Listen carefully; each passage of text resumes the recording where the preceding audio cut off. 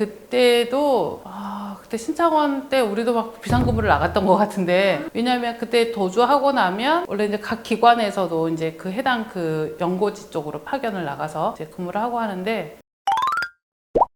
안녕하세요. 저는 32년차 현직 교도관 그리고 화성직업훈련소에 근무 중인 교감 장선숙입니다. 반갑습니다. 많죠?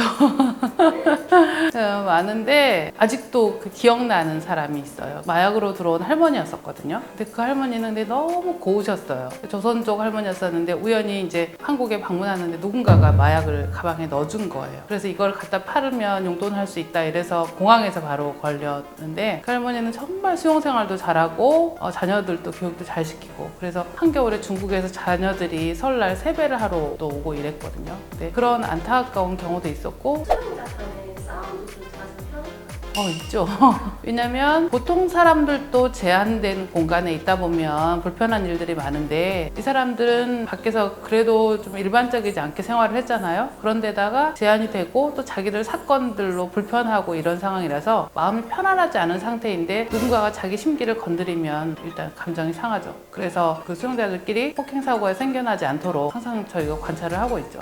교도관님의 대처 방법도 있으실까요? 독거라는 혼자 쓰는 방이 있고, 다른 사람들과 같이 쓰는 혼거 수용동이 있거든요. 근데 혼거를 할 때는 가능하면 그 수용자들 간에 그런 일이 생기지 않도록 구성을 맞게 해주죠. 죄명이라든지 연령이라든지 이런 부분도 보지만 그 사람들의 성향을 또 분석을 해서 가능하면 그 안에 있는 공간에서 서로 잘 조화를 이루어서 살 수 있도록 그렇게 해주는 게 중요하고, 만약에 또 불편한 상황들이 생겼다, 서로 이제 감정이 상하거나 불편한 일이 생기면 또 이제 저희 교도관들이 상담을 통해서 개개인의 어떤 특성이라든지 상황을 이제 또 설명해주고 대처할 수 있게끔 그렇게 하고 있어요. 방이 그냥 되는 게 아니구나. 중요하죠. 아주 중요한 게 수용자들한테는 그 거실, 그 방 하나가 그 온 세계나 마찬가지예요. 저도 최근에 그 프리즌 브레이크라는 영화를 좀 봤거든요. 우리는 이제 지금 현장이 있고 전체를 보고 있지만, 영화에서 보는 거나 드라마에서 보는 건 아주 극히 일부분만 보게 되거든요. 일반적인 교정기관은 그냥 한 집이나 마찬가지.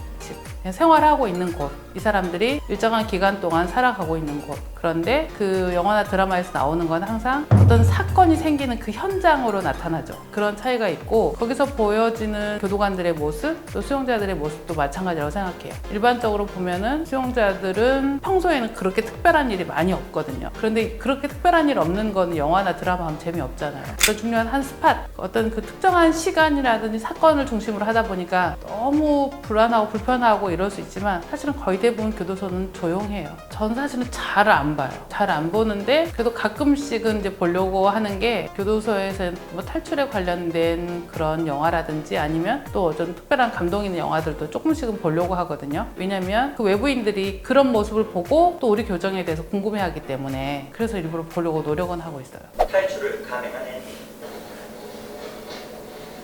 천둥 소리에 맞춰 하수관의 후수고,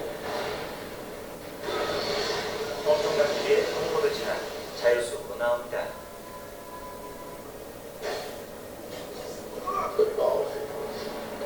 Just shy of half a mile.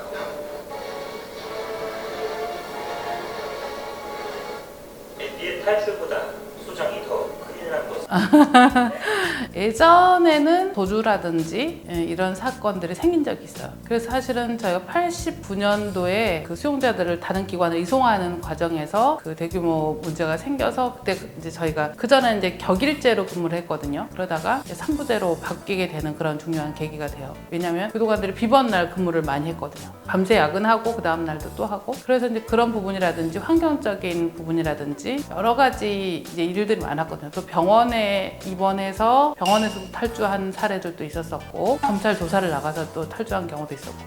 지금은 교정시설 안에서 탈주한다는 거는 아예 불가능하다고 보고요. 간혹 아까 얘기했듯이 외부 병원이나 밖에 나가서 탈주를 하려고 시도하는 경우들이 있는데, 그런 경우도 지금은 최근에는 거의 없어요. 옛날에 완전 유명한 정주생 신창원 네. 아예 시기가 다르시네요. 그때도 그때 신창원 때 우리도 막 비상근무를 나갔던 것 같은데, 왜냐하면 그때 도주하고 나면 원래 이제 각 기관에서도 이제 그 해당 그 연고지 쪽으로 파견을 나가서 이제 근무를 하고 하는데, 그때 비상근무를 나갔던 건 생각이 났는데, 검거되고 그 신창원 T랑 이제 그런 거는 생각이 나는데 지금 딱 잘 생각이 안 나거든요. 그때 도주 계기가 뭐였더라? 근데 지금은 내부에서 탈주하는 건 안 되고 그냥 사람들이 그래서 일부러 안에서 수용자들이 이물질을 먹는 경우가 있어요. 아까 얘기했듯이 뭐 안 되는 도구들, 칼이나 뭐 이런 것들을 이제 만약 금속 같은 걸 일부러 먹고 칫솔 같은 것도 삼키는 경우가 있거든요. 그렇게 해서 이제 위에서 탈이 나면 이제 병원을 나가야 되잖아요. 제거해야 하기 때문에. 그렇게 해서 도주하는 경우들도 있지만 지금은 또 시설도 많이 보완되고 해서 안 되고 직원들이 이미 그런 충분한 사례들을 가지고 이제는 예방을 하기 때문에 불가하다고 봅니다. 우리나라에는 지금 현재 여자교도소는 청주에 여자교도소가 하나 있고 나머지는 이제 각 교정기관 안에 여자 수용동이 있어요. 여성 수용동이라고. 그 안에 여자교도관과 여자 수용자가 있는 거고요. 아마 내년부터는 현안개방교도소가 거기에 아마 이제 여자 수용자들이 이제 거기서도 수용할 수도 있을 것 같아요. 왜냐하면 지금 전반적으로 여자 수용자들 인원이 많이 증가하고 있거든요. 그럼 여자 수감자들 사이에 기싸움이나 서열 같은 게 있는데? 어디든지 있죠, 그거는. 교도소는 일반 사회의 가장 축소판이라고 생각하시면 돼요. 그래서 그 작은 공간에서 먼저 들어왔던 사람, 힘센 사람, 돈 많은 사람 이렇게 나름대로 우리 규정에는 안 되죠. 왜냐면 예전처럼 먼저 들어온 사람이 나중에 들어온 사람이 뭐 화장실 앞에 앉고 이게 아니라 지금 당번을 정해서 돌아가면서 잠을 자게 하고 설거지하는 것도 당번을 정해서 하게 하거든요. 명목상으로는. 그리고 우리도 못하게 통제는 하고는 있지만 수용자들끼리는 암암리에 존재한다고 생각해요. 잠자는 사자의 포트를 건드리셨어. 평생 내가 후회하게 만들어주지. 아니 이게 뭐하는 짓이야? 너 이 머리칼 다 뽑아가지고 신을 심어갖고 내가 신고 다닐 거야.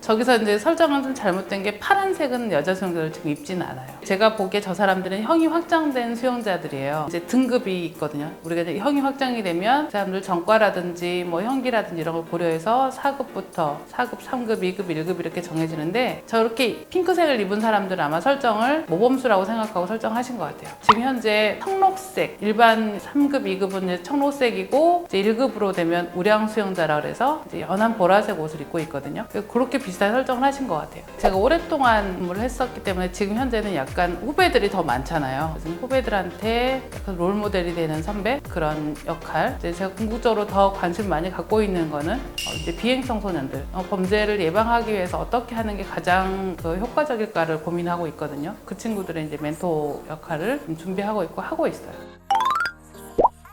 오늘은 교도소에서 일어나는 여러 가지 사건들에 대해서 얘기했는데 여러분들 궁금증이 많이 해소됐으면 좋겠고요. 또 보시고 좋으면 좋아요와 구독 꼭 눌러주세요. 감사합니다.